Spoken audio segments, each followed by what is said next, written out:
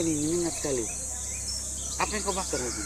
Makanya jangan dekat-dekat. Kau lihat orang ada bakar, kau dekat-dekat lagi. Kau kerjaan tidak ada kah? Saya ini kau sahabat, maka saya datang cari kau ke sini. Ih sahabat, omong kosong saja kau nih. Kau kalau ada mau, kau bilang sahabat. Kalau tidak, kau lihat orang macam mau makan saja. Asap apa nih yang kau bakar nih? Bikin saya batuk saja. Kau nih TBC barangkali. Tidak, ini menyengat sekali. Tidak, ini saya ada bakar barang-barang plastik, tas-tas bekas yang ada yang sudah pakai lagi. Pantas bikin orang sakit saja, terus mati saja. Pasti kamu sering pakai barang-barang plastik. Mau bagaimana lagi, tidak ada tas dari bahan lokal. Makanya saya cari kau ke sini. Ada mama yang pintar anyam yang bisa ajar kita. Karena anak muda macam kita ini banyak yang tidak bisa anyam. Iya kah? Ya kita kalau pakai barang-barang plastik tuh sama saja kita kasih rusak bumi, bikin polusi lagi. Makanya penting kita merawat bumi. Dengan kita gunakan barang dan bahan dari alam, kita jadi punya niat untuk tanam dan merawat. Itu baru namanya sahabat. Kalau begitu saya kasih mati dulu ini api ya. Kita harus temuin mama tua biar kita bisa belajar.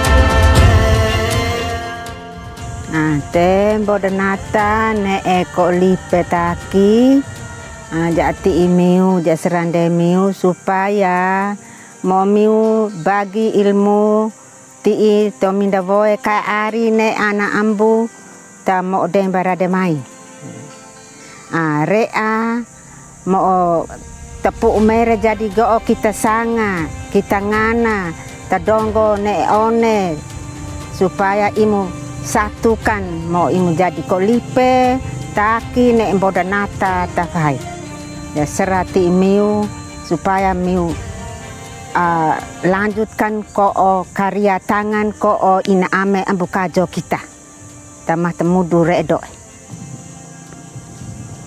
Terima kasih Nenek Modo, kami Simone Atepala, kami lanjut karya ko ina ame ambukajo tawedu.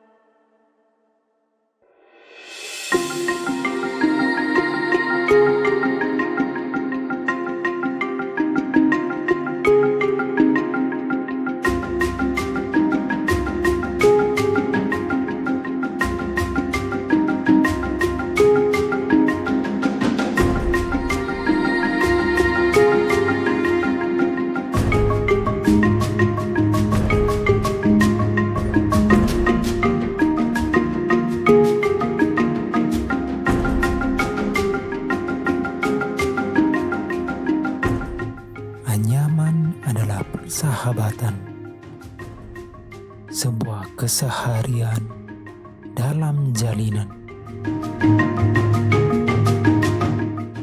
Menganyam bukan sekedar hanya membuat produk, namun ada sebuah pesan besar yang hendak disampaikan.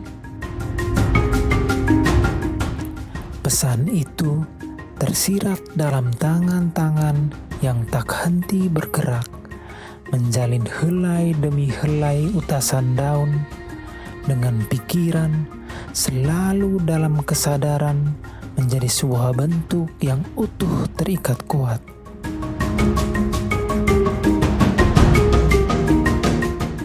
Seutas pandan bersatu dengan utasan lain, bersinggungan dengan bentuk serupa menjadikan sebuah anyaman.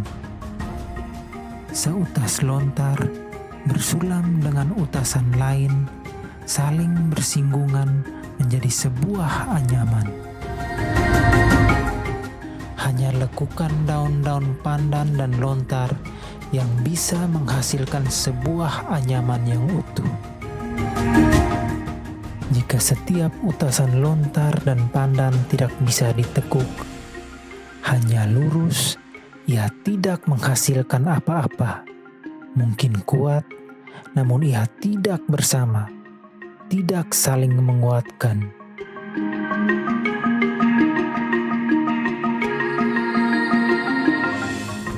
Dari awal kita dipotong dia punya pucuknya, habis kita bersih dia punya tulang sisi kiri kanan, baru dijemur. Nah, kalau dijemur baru kita suwir. Nah, suwir baru diawetkan. Itu baru kita anyam. Daun pandan pertama kita potong, habis kita ambil dia punya tulangnya di tengah saja. Nah, baru kita jemur setengah hari, baru kita simpan dia setengah hari juga, malam baru kita tarik supaya dia lembek, nah, supaya dia putih.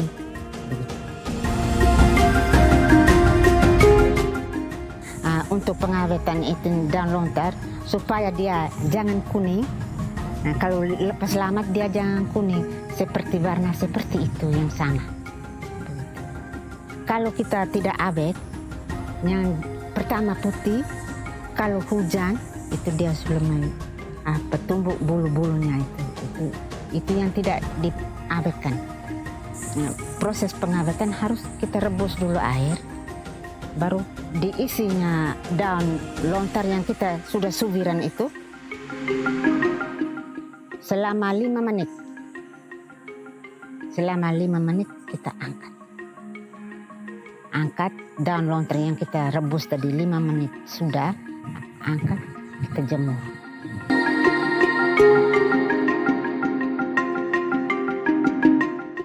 Perbedaan antara daun lontar dan daun pandan itu karena daun pandan yang lembek dan daun lontar itu harus kita anyam sama daun lontar.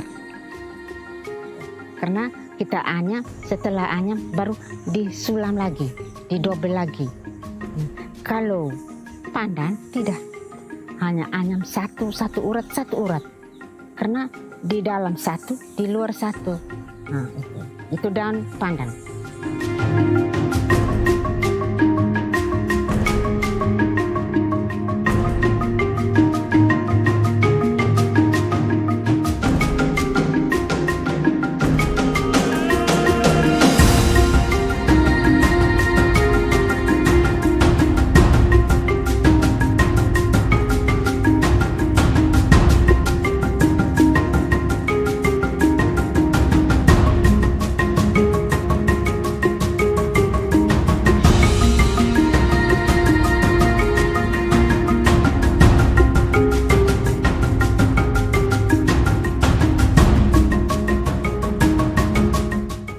Hari ini mereka sudah berlatih memasuki minggu ketiga dan luar biasa minat mereka, semangat mereka ternyata dengan anyaman ini tidak hanya disukai oleh anak-anak perempuan tapi juga anak laki-laki.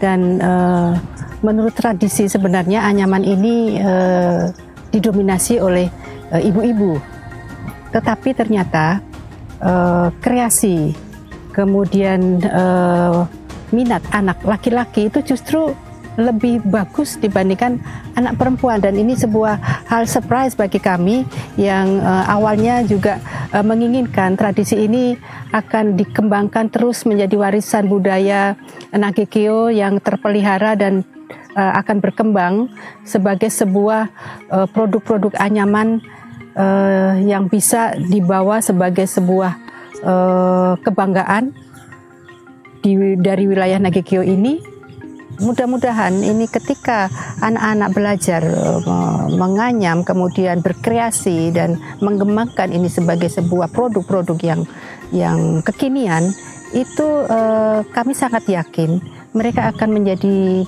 para pelaku usaha yang bisa memanfaatkan potensi-potensi yang ada di lingkungannya. Ada sebuah proses mereka kemudian tanpa sadar membentuk sebuah persahabatan, karena dengan menganyam itu mereka merangkes dari bahan-bahan yang ada, mereka menata, menjalin, kemudian ada yang ditempatkan di bawah dan ada yang ditempatkan di atas, kemudian dirangkai sedemikian rupa.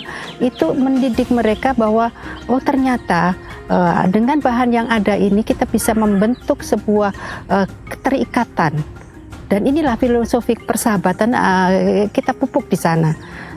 Ternyata menjadi sebuah karya cipta yang bagus sekali, dan mudah-mudahan mereka mendapatkan itu selama proses pembuatan anyaman ini.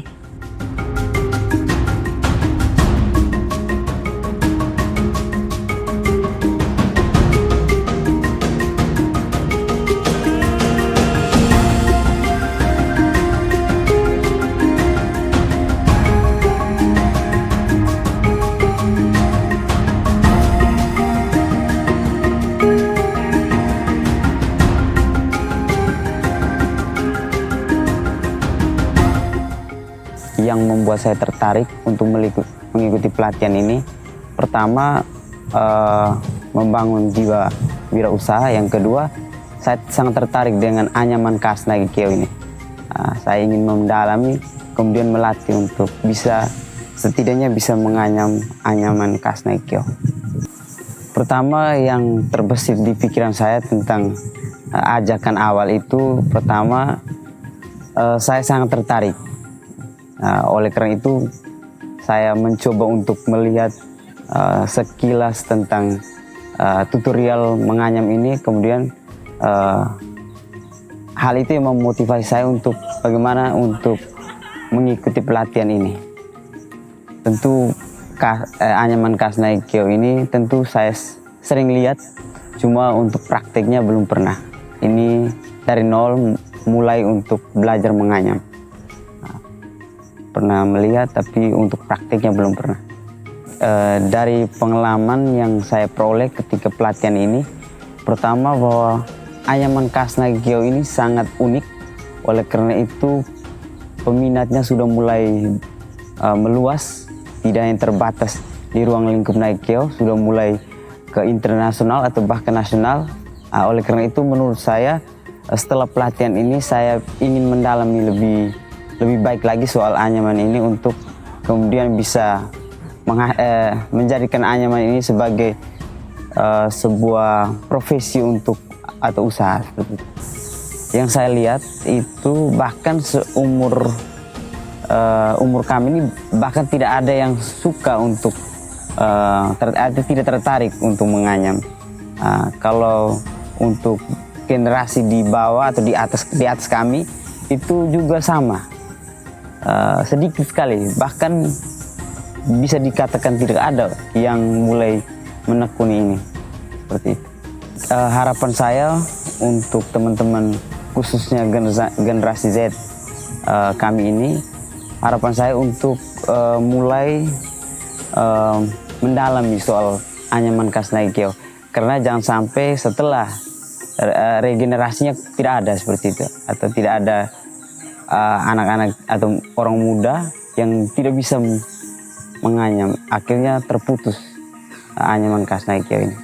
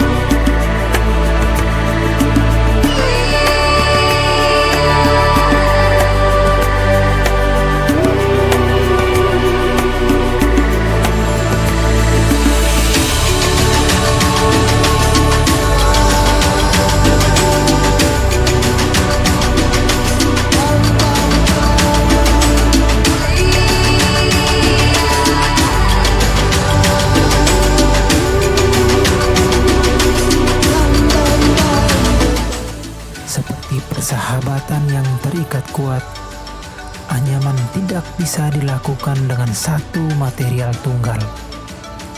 Ia harus bersama-sama. Mereka pun tidak dibangun sejalan dan lurus-lurus saja, melainkan saling menindih, saling mengatasi, membentuk sebuah ikatan yang kuat.